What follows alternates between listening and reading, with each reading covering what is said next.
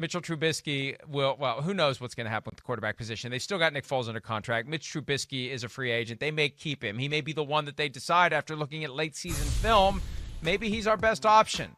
That's the question for the Chicago Bears. Above all others, who will the quarterback be? They were never really in the Carson Wentz thing because Carson Wentz didn't want to go there. So they need to find somebody, one, who's available, and two, wants to be there. I don't know who that is, Chris. I don't know who that is either, Mike. I mean, it's a big one. It really is. First off, yeah, I mean, Trubisky, the way they played, everything like that. Do I think they can win with Trubisky? Yeah, I do. But I don't know. Is the city going to accept that back? Do they still want to see that? Is there going to be tremendous pressure on that? Is Matt Nagy going to change the way he plays? Are they going to be that team that we saw, towards the end of the year? I think those are all big questions. I mean, of course, we know they're looking for an upgrade at that position. There's no doubt. But who is that going to be? I don't know. Are they laying in the weeds, or maybe to see what happens with the Jets and Sam Darnold and that situation? That's certainly there. But I think at the very least, they're not going to get Deshaun Watson. We know that. I don't think they're getting Russell Wilson. And honestly, I think a lot of if those guys were named to be there, they're going to look at that and go, wait, I don't know if I want to go play in that offense. That offense is it's been extremely underwhelming. Extremely underwhelming. So they got to get that situation figured out, let alone to go with that, the offensive line. I mean, those are the two biggest areas on their football team, and they go hand in hand with the success of the offense. The problem, I think, for any quarterback who has the opportunity to be the starter for the Bears is that the message that ultimately came from the team after the season, a lot like the message that came from the Lions last year. We're sticking with the guys we have, but it feels like it's a prove-it situation. So who's the pressure on? The new guy coming through the door, the new quarterback. He's trying to save jobs, because if it all goes to hell, everyone's going to be gone. And then if you sign a multi-year contract as the quarterback, you're in a situation where after 1 year, there may be a new GM, there may be a new head coach. I've just moved to Chicago. I made the commitment, and they're done with me with the new regime. So I think that's going to make guys who have options reluctant. I'm still fascinated by the possibility of Alex Smith, reunion with Matt Nagy, time together in Kansas City, configure the offense for him. But I think at the end of the day, it's maybe it's Trubisky backed up by Alex Smith. Maybe that's the answer. Well, I would. It could be. I don't have an issue with that. I don't. I kind of said that, when I was on some stations there in Chicago towards the end of the year. I mean, they're closer to the top than they are the bottom.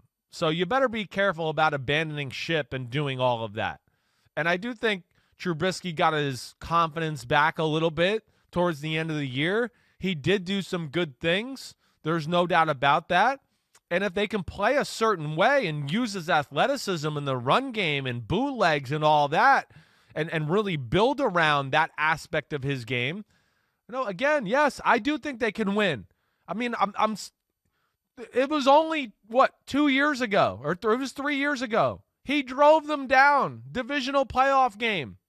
I mean, or wild card game, right? It was the wild card game. Drove them down to make a very easy, winnable field goal kick, and they didn't come through. So it's not like he's the worst thing in the world. If you give him some support, this team has a lot of key pieces. I mean, can they re-sign Allen Robinson? I don't know. Does he want to go back there? I don't know. He's a really good player. I don't look at their offense having, tremendous roster issues. I don't. I just think they got to fix that O-line, and they got to figure out that quarterback situation. And, of course, their defense is damn good too.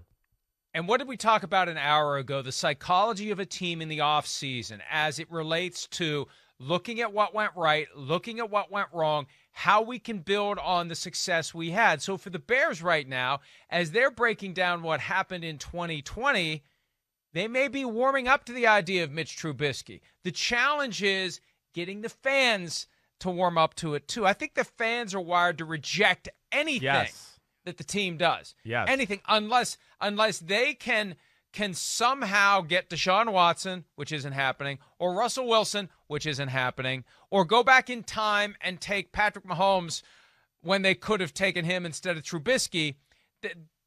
The fans are not going to be placated by anything they do, and I think the organization just needs to understand we're going to take a hit no matter what our move is. Let's make the move that we think is right. And then when we win games in September and October, they'll shut the hell up about it. Yeah, I mean, you're right. They're going to be critical. Unless they bring a superstar in, you're right. They're going to be critical no matter what, because there's a sense there that this regime can't evaluate quarterbacks. So they're going to have to deal with that stigma, and especially with Nick Foles not working and all of that. To me, it's less about the quarterbacks and more about the offense. I mean, we saw that. They finally adjusted a little at the end of the year and stopped trying to, squish the round peg into the square hole. That was a big thing. And the way they played towards the end of the year finally helped their defense out too. I mean, their defense is damn good. They don't need a whole lot on the defensive side of the ball. I mean, really, they need more out of guys like Robert Quinn, who they paid a lot of money, and he didn't do anything last year. Khalil Mack is very good, but not been the superstar that I think they were hoping for. And don't forget this aspect too. They didn't have one of the best nose tackles in football last year because of the COVID opt-out. Eddie Goldman is one of the best interior defensive linemen in all of football. You add him to the mix with Akeem Hicks and those two guys we just talked about on the edge, and then Trevathan and Roquan Smith in the middle, damn, I'll put that front seven up there just about against anybody. Secondary with Eddie Jackson and Fuller, there's enough there to go around to go, it's pretty good. Yeah, maybe a little, polish here and there, but I don't think it's a team that's incredibly far off. But they got to figure out how they're going to play on offense according to who their quarterback is. And the big thing is, I think more than anything on their team is, quarterback and offensive line. They got to fix that damn offensive line there in Chicago. Yeah, I agree with you. They have a lot that they need to do to get back to where they were last year. They got to the playoffs, and they've got other teams in the division that are trying to catch up to them. Anybody? I was going to say, anybody out there else at quarterback that you think of that's, a possibility, right? I don't. I mean, nothing excites me as I think about it. I don't know. I really don't. The one I do look at is that New York Jets situation and what they do. And are they going to take a quarter? Like, listen, if they put Sam Darnold on the market, that's telling everybody, oh, they're drafting a quarterback at 2. And I wouldn't think you'd have to trade the farm to get Sam Darnold. I mean, there's certainly questions there. And he has been injured. And with them putting on the market, they're basically telling you they don't want him. So that lessens his value too. I mean, that's one that jumps out to me. That really does. Other than that, I can't. I mean, there's not a free agent out there that I think, oh, that moves the needle.